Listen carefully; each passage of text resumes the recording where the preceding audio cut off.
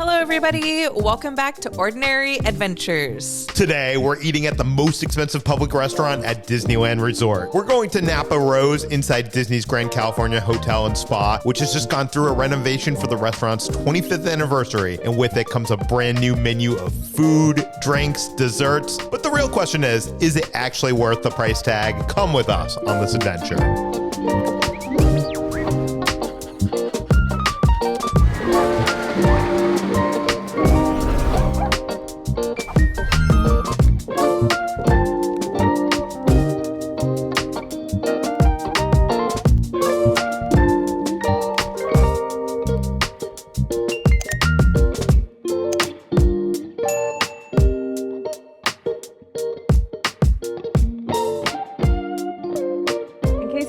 Napa Rose is located right inside of Disney's Grand Californian Hotel and Spa here in Anaheim, and it is described as a wine country cuisine with California ingredients and flavors from around the world. So what does that mean? I don't quite know, but I love a good California themed restaurant. Yeah, they recently went through some renovations because this restaurant opened in 2001 right alongside Disney California Adventure Park, and they've kind of redone the menu and the prices are a little bit more expensive. This is now the most expensive public restaurant in Disneyland. I have my notes here. So Disneyland does have 21 Royal. That's a place that you can book with a private party, and it's $18,000 for 12 guests, so around $1,500 a person. That's not public because you got to book that, right? I was going to say, this isn't that expensive. Yeah. Club 33 is members only, and the price can vary. It could be like $120, $150, depending on what you order. But this is a prefix menu, and without the wine, it's $188 per person. We love food, you know that. I don't think we're like the biggest fans of fine dining, but we enjoy it. It's just like we enjoy more of like the comfort, casual kind of food. I'm just so intrigued. I'm just intrigued to see, what if we love it? Then that'll be dangerous because it's so expensive. Like, this is one of the most expensive meals that we've ever had. So yeah. I'm a little bit nervous. Okay, let's go inside. Okay. So we just walked in. It is absolutely gorgeous in here. They did such an amazing job. I'm gonna be honest with you, I don't remember what it looked like before. I feel like it's a lot darker and it's more elegant looking now. Like, I love this giant chandelier above my head. It almost looks like a bundle of grapes. That's what it's supposed to be. And like when we first walked in, there was this mural of stuff from around California that was just so unique and interesting, and I wonder how they came up with that. But they handed us a cocktail menu, and I gotta get something. And what I love about this is obviously all the drinks are themed after California, but they have this map here. So it's kind of like you're going on a road trip through the state, and you could see where all the different drinks, are inspired by. And not only is it different like regions and places and cities in the state, but it's also random things like the drink that I got, which is called the Fruit Stand off of Highway 1. And this has strawberry infused vodka, coconut milked rum, pandan tincture, pineapple, macadamia blossom, honey, and it is so cute. Our server was saying that these are the actual strawberries that they use to infuse the vodka, so they're like a little bit sweeter than normal strawberries, and they have a little bit of a extra spice because of the vodka on there. So I'm excited to eat those after I drink my drink. Oh my God, all the drinks look really good. They're all so fun. There was one themed after like Monterey. Like, I'm from California, so like I've been to majority of these places on the map. So it's just like extra fun for me because I'm like, oh, I've been there. I was expecting this to be like super sweet. It definitely has a nice strawberry taste, but it's not like overly sweet, which is kind of a good thing. It's a little bit on the dry side with just like a hint of the strawberries in there. But I love like the kind of foam on top. I don't know what they did to achieve that, but it's just like a nice consistency. And I know that's like a weird thing to say, but I think I picked a good one, and I'm gonna give it like a 4 out of 5. This place is nice. It is modern yet fancy, but not like too fancy. It's like kind of warm and cozy, kind of like the Grand Californian in itself. And from what I understand, they did a number of things in the renovation here. One of them is they have this big open kitchen, and they've expanded the chef's counter that goes around it, so you can eat there and actually watch the chefs make your meal, which is cool. They have a new expanded private dining room for up to 12 guests, and that looks very fancy, good for like a special occasion. There's these 2 new outdoor fireplaces that give it kind of like a cozy lodge energy. And I'm sure at night it would be like nice to get like desserts and drinks out there. And then they also have this like bigger, more inviting outdoor terrace. So we got reservations for the restaurant, which are actually kind of hard to get because it just reopened and it's very popular. But from what I understand, the lounge/bar, you don't need reservations. It's like first come, first serve. And that has a totally different menu. And my drink has arrived. So for my drink, I ended up getting the Big Sur. And this is Kentucky bourbon, lemon juice, sage blossom, honey syrup, cardamom. And Big Sur is a place in California where they have like big waves. Some people like to surf there. People like to camp. What does Big Sur taste like? I'm guessing salty. I don't know, let's see. This is not what I expected at all.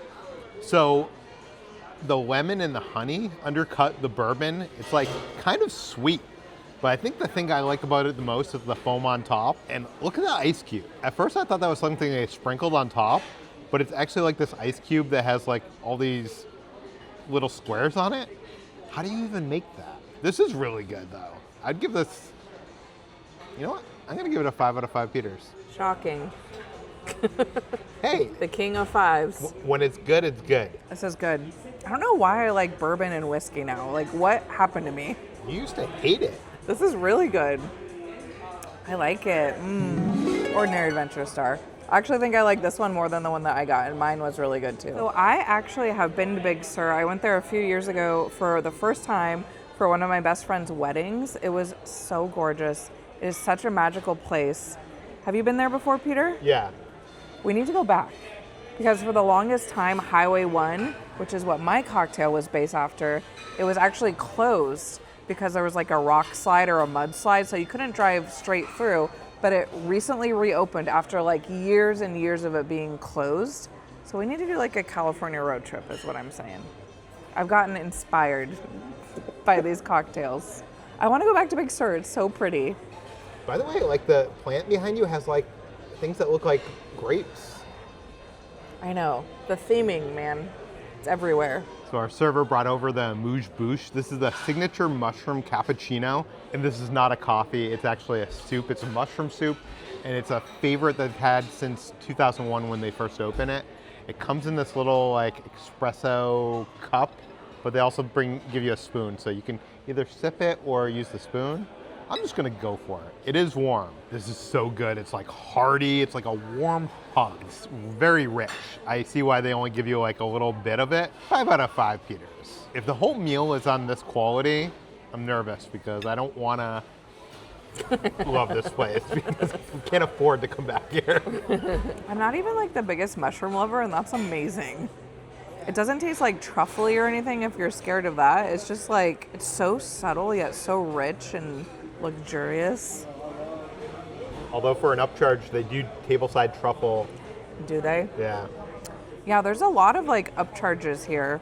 Like if you wanted to do like a wine pairing menu, they have 3 different packages. You could do one for $150, one for $300, or one for $500 on addition to like the $188 for the 4-course meal. I didn't do any of that. We're just gonna get cocktails, but I considered it. Surprised you didn't do the truffle service.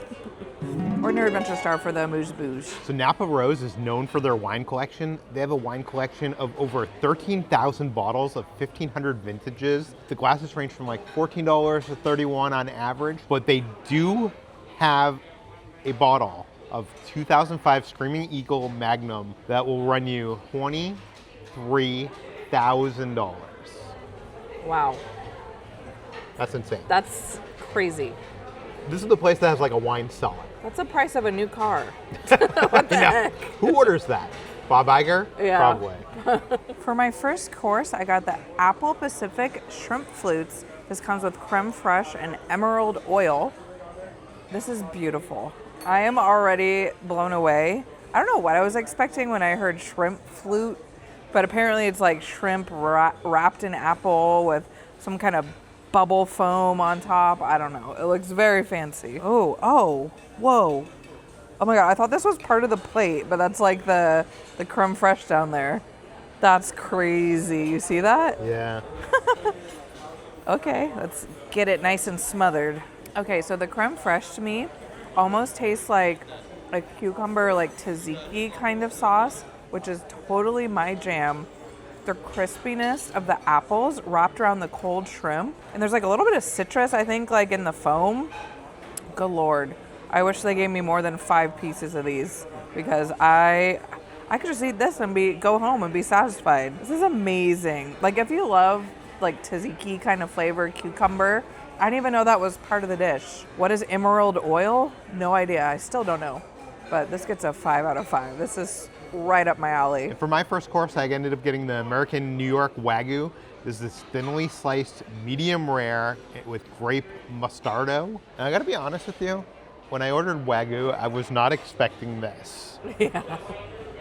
It almost looks like tartare or something. Yeah, it looks not like what you would expect when you order Wagyu steak, right? Let's try it. This is so strange, but good. The Wagyu itself is like so tender, like it melts in your mouth. And then I think these are like potatoes. It said grape mustardo. I'm not sure if that is a sauce or what it is, but whatever it is good. I'd give this like a 4 out of 5. It's not quite what I expected or I wanted, but it was still good. When I came here like 15 years ago, I remember getting some scallops, and I literally did lick the plate clean. They were that good. I'm having the same feeling about this.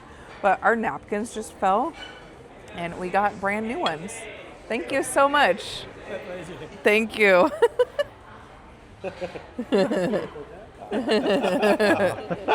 It's funny because I just like went to bend down and pick up my napkin and I fell onto the floor and he's like, no, we'll get you new ones. It's that kind of fancy. So the culinary director of Napa Rose is Chef Andrew Sutton, and he's basically the architect of fine dining at Disneyland Resort. He was brought in by Disney to make Napa Rose fancy, not theme park fancy, but real fancy. And he's also in charge of the menu at Club 33 in Carthay Circle. I got the Source Pristine pasta. This comes with California crab broth and Pacific uni butter.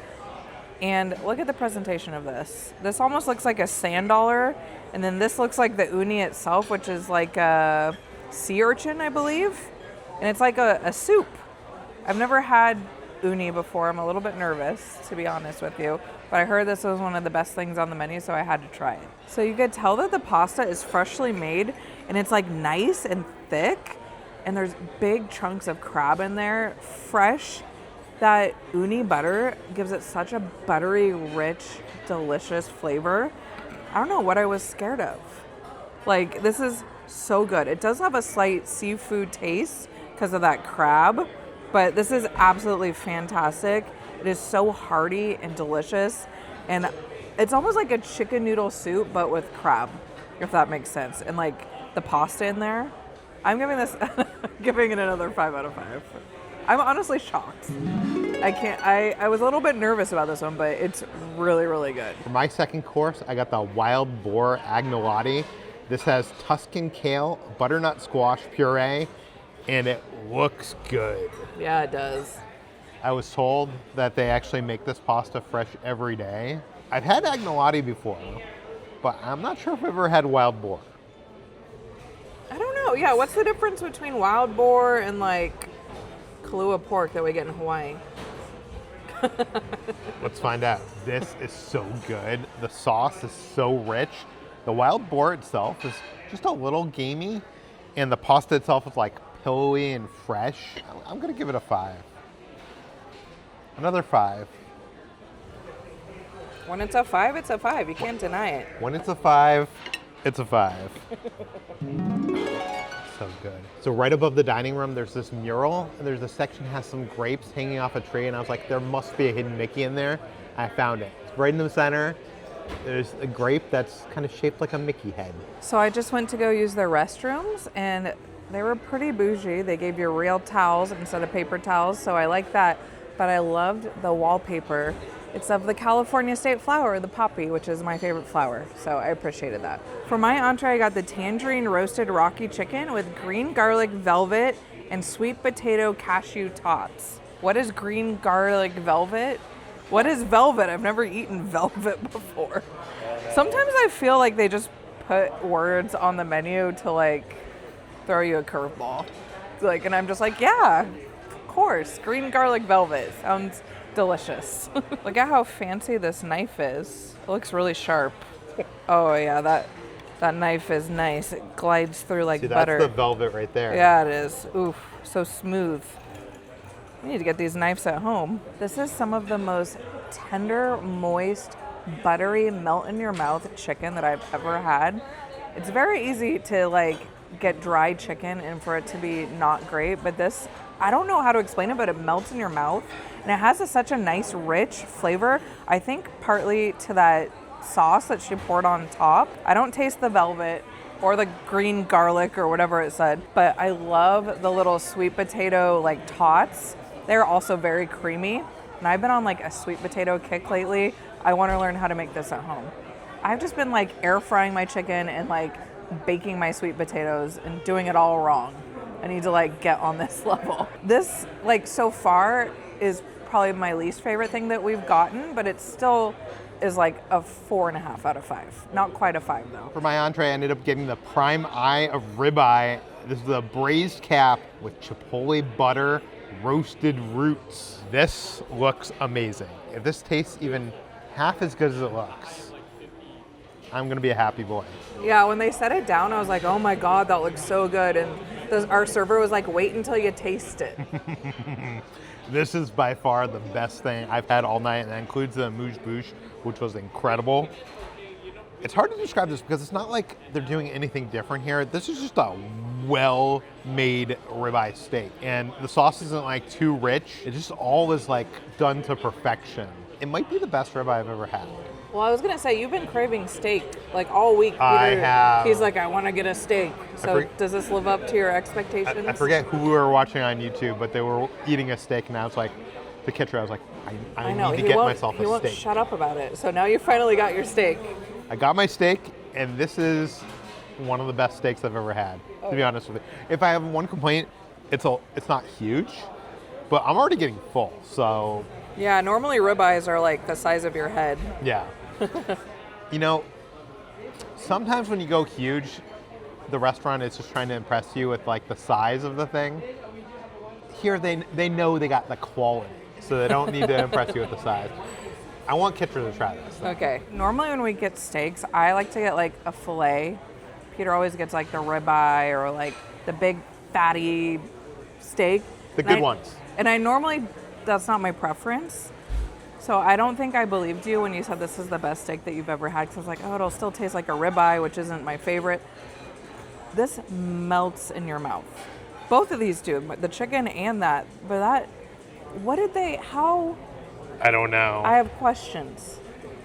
I want to know how they made it. How did they do it? And it's like so perfect. Like I wonder if they like sous vide it or like, I don't know. But I might agree with you. It's up there with like some of the best steak that I've ever had. I really was not expecting this because this isn't like a steakhouse, you know. But good Lord. Should we give it the Ordinary Adventure Galaxy? Yes. The only problem is that the menus changes seasonally, so we don't know if it's going to be here. Yeah. Well, get here quick before they change it. Wow. That's really good. I'm honestly shocked. I knew it was going to be good, but I was like, oh, Peter's being dramatic. But no, that's really, really good. Like our faces this whole video are just. So I also decided to get myself another drink. I got myself the Ojai Campfire. This is cacao-infused Hangar One vodka, Tempest Fugit Creme de Cacao, graham cracker dust, and toasted marshmallow espuma. I don't know anything. I don't know any of the words I just said, but it looks fantastic. I feel like this is the drink I would want to drink outside next to the campfire. I already want to try this one because I almost ordered it, but Peter ordered it before I could. This is a s'more in cocktail form. Oh my God, really? It is so good, but it's so sweet. So I'm not sure it's for everybody, but it's definitely for me. Giving it a 5 out of 5. Okay, let me try it. Hold on, after I have another. I've never been to Ojai. I would like to go there one day.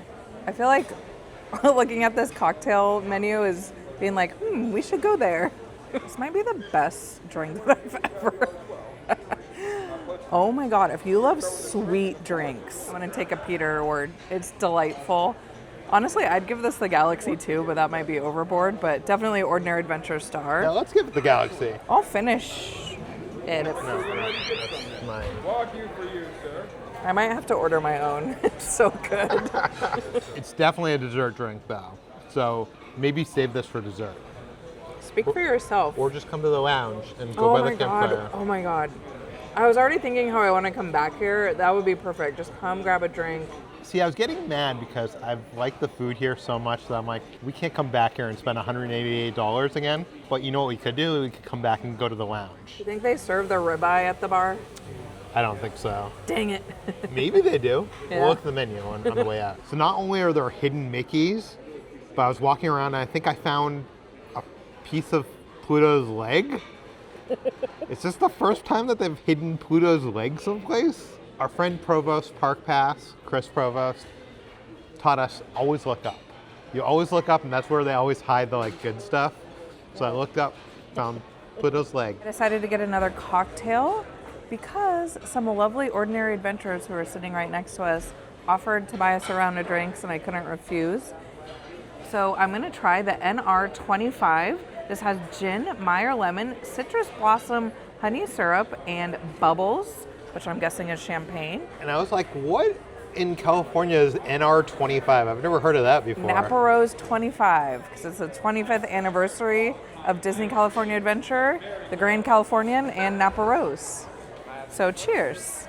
This is very, very sour because not only do you have that lemon juice, but you have the gin, and when you combine the two, it will shock your system. I got this because I thought it was gonna kind of be like a mimosa because it has the champagne in there. Can't really taste the champagne at all. It just tastes like someone squeezed a lemon and mixed some gin.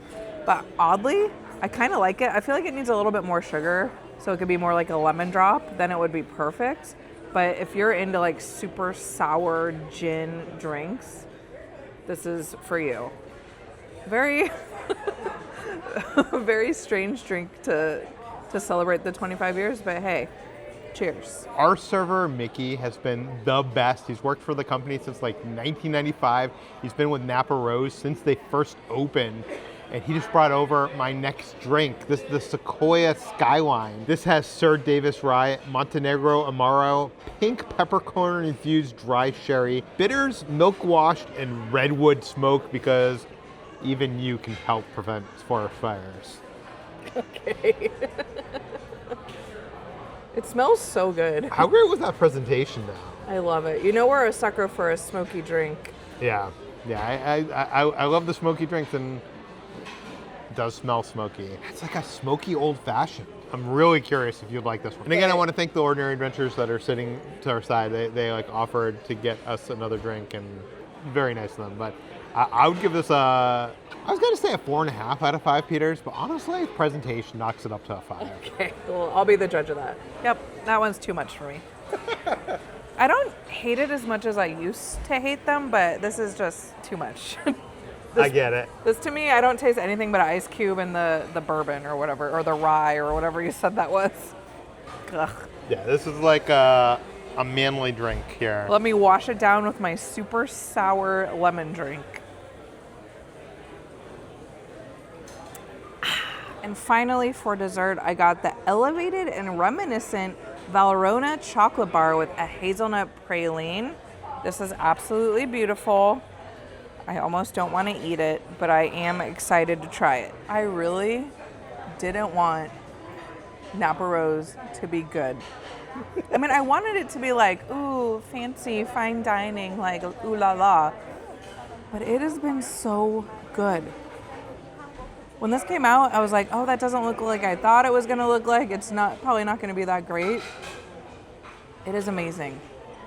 It is so good. It's like a chocolate mousse, and then the crispy, crunchy bar on the bottom almost tastes like a toffee Rice Krispie treat. I know it said it was praline, but then you have like the chocolate sauce on the side. I didn't even get to the ice cream over here. 5 out of 5.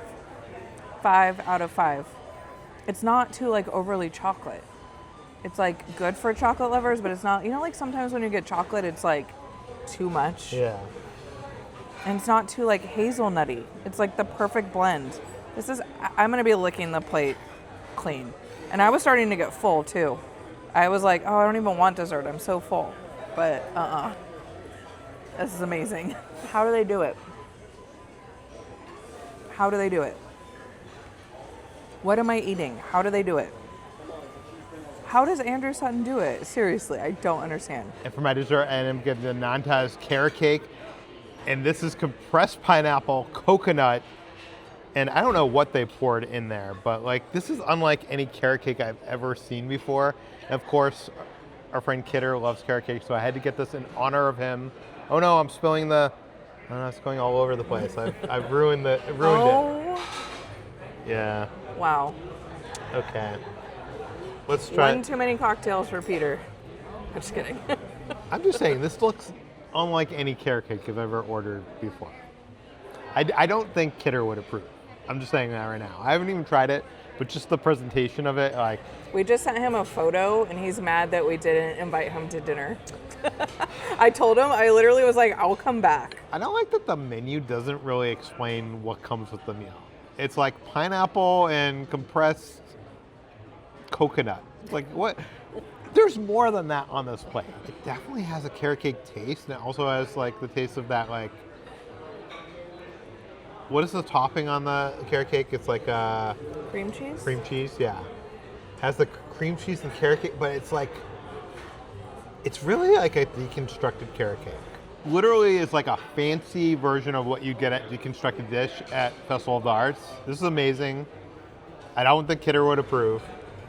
I don't think Kidder would. He's not here. He's not here. That's the important thing here. Kidder is not here. And because Kidder's not here, this is getting a 5 out of 5 Kidders. But I want you to try this because this is so good, but it doesn't taste like what it looks like. Surprisingly, it really does kind of taste like a carrot cake. Looking at it, I would not think so. Is it like Kidder is a carrot cake purist, so I think he would still like this though, honestly. Very good. I like mine better though. But did you give it a 5 out of 5? Yeah. I'll give it a 4.5 out of 5. Just because mine's better. And you didn't give mine a 5 out of 5, so sorry. That's not how it works. Well, I like mine better. Sorry. What would you give this one? I would give it like a 4. Give it a what? A 4 out of 5. Okay, exactly. But mine was better. No, mine's better. There's like caramel in here. I found like a secret layer of caramel. Amazing. I've got a hot take. You guys know that we love Palo on the Disney Cruise Line. I always say that's my favorite Disney restaurant, period, on land, on sea. I still think that's true, but I think this is now my second favorite Disney restaurant. And I hate that because it's so expensive. Normally with fine dining, like, it's kind of a fun experience, and they bring you all this like experimental, like bizarre combinations of food that's plated like in a interesting way. And I usually have a good time, but I never leave being like, oh, that was like the most amazing thing I've ever had. Like we recently did Enchanté, and while that was awesome, like it was kind of like there were some hits, some misses. It was all good. But I think what I love about this is like everything was elevated, but it was still like flavor palettes that I enjoyed. Like it wasn't too experimental, if that makes sense. And it was just like so good. I used to love Carthay Circle, which is the same chef does that restaurant, but they've been changing the menu and it's like kind of dropped down on my list. We need to go back. It's been a while. But like I just think Andrew Sutton is a genius, and this is absolutely amazing, and I already want to come back. We texted Kidder, we said we'd come back with them, but I don't even want to try anything else. I just want to get the things that I've already tried because I like them so much. But part of me is like, should I get something different if we come back? But what do you think? I do agree that this place blew me away. It doesn't beat Polo, no, but the food here, almost everything, a single thing I had, and the cocktails, incredible. I think my only problem with this place is it's adventurous but accessible, like Kitra said. But I feel like there's not many dishes on the menu I would like to try. I would come back here and get the same things. Because Yeah, Peter doesn't like seafood. I don't like seafood. There's a lot of seafood. So to me, there are other restaurants in Disneyland Resort, like Carthay and like Lamplight, where there's multiple items on the menu I could pick and choose from. But I do think the food overall here is better. I don't know. I was really blown away. I'm obsessed. I want to come back here and try the lounge. See what the food is like there and just like hang out and get some drinks. Yeah. Look out at Disney California Adventure with the fireplace there. Oh yeah, we could sit outside. Yeah. Yeah. And another thing would be cool is to come here and sit at the chef's table. Like the night that we're here, there's nobody sitting at the chef's table, and it's just like you get such an intimate look at like them making and plating all the dishes. I've just been like looking over there, and I'm so far away. I can't imagine being like right up in it. And I think that's one of the things that makes this restaurant so special is that open kitchen. It's just so cool. Andrew Sutton's a genius. I like it. Hot take. Napa Rose is a great restaurant. And just like every fine dining meal, it's not really over until they come bring the little treats at the end. So he brought over a box of chocolates. One is a dark chocolate, one is vanilla, and one I think he said was like honey lavender. So of course I got all three. I was only gonna take one, and he's like, "Are you sure you only just want one?" Yeah, I thought like we could only choose one, but you could get all three. You could get all three if you want, so why not try them all? This was the perfect way to end our evening. They were all good in different ways. My personal favorite was the milk chocolate vanilla one, followed by the dark chocolate. And then the lavender one was actually very unique. It actually does taste like lavender, but it's not too strong. But it's just like, it's almost like an amuse-bouche for the end of your meal to like clean your palate. I loved this. This was so good. I had such a great evening. And honestly, like I kind of didn't even really want to come. Not that I didn't want to come, but I was like, oh, it's too expensive. Probably won't like it. And then like, who knew? I'd be the one that like absolutely loved it and is now my second favorite Disney restaurant of all time. Wow. Such service. Thank you guys. Thank you so much. Have a good night. Thank you. That was amazing. We'll definitely be back. Yeah, unfortunately. If you want to see us eat at the most expensive Disney restaurant at sea, we'll put the video right over there. I want to say thank you to some of our Patreons. That includes Keith, Julie, Josh, and Kareen. Thank you guys so much. Thanks for watching, everybody. We'll see you on the next adventure.